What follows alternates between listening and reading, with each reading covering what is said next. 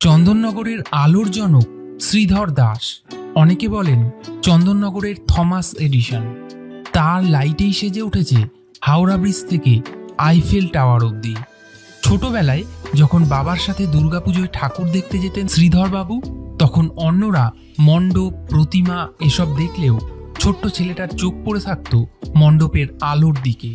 Class 7-এ পড়াকালীন স্কুলের headmaster Sridhar বাবুকে সরস্বতী পুজোর আলোকসজ্জার বরাত দিয়েছিলেন। বাজেট ছিল 10 টাকা। সেই 10 টাকাতেই এমন আলো তৈরি করেছিলেন যে গোটা স্কুল সেদিন অবাক হয়ে গিয়েছিল। যে বয়সে ছেলেরা ক্রিকেট, ফুটবল খেলে, সেই বয়সে শ্রীধরবাবু টিউবলাইট নিয়ে খেলতেন।